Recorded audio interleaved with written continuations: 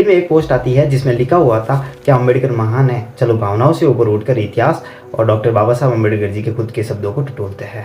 1938 में बाबा साहब अम्बेडकर जी बॉम्बे में एक मशहूर भाषण में कहते हैं कि जब मैं ब्राह्मणवाद शब्द का उपयोग करता हूँ तो वो किसी विशेष व्यक्ति के लिए नहीं है, ना ही किसी विशेष समुदाय के लिए है, बल्कि उसके लिए है जो समानता, स्वतंत्रता और बंधुत्व को नकारता हो। और ये किसी व्यक्ति के लिए नहीं बल्कि उस सिस्टम के खिलाफ था जो इंसान को जन्म से ही छोटा और बड़ा मानता हो। पोस्ट में कहा गया है कि उन्होंने सारी सामाजिक कुरीतियों का आरोप मेरे ही समाज के ऊपर मट दिया।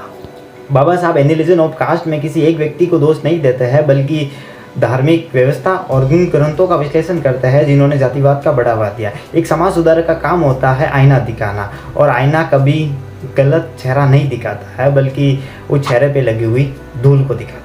जिन्हें लगता है कि डॉक्टर बाबा साहब अम्बेडकर जी ने बस एक समाज के लिए लड़ाई लड़ी, तो उन्हें याद रखना चाहिए कि डॉक्टर बाबा साहब अम्बेडकर जी ने हिंदू कोड बिल लाकर भारत की हर एक महिला को संपत्ति और तलाक का अधिकार दिलाया। क्या बस वो एक वर्ग के लिए लड़ाई थी? नहीं, ये भारत की आधी आबादी को आज़ाद कराने की लड़ाई थी।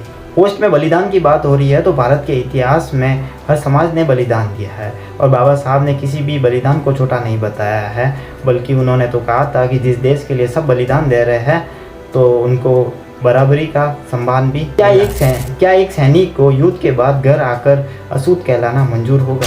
बाबा साहब भी इसी विरोधाभास को मिटाना चाहते थे।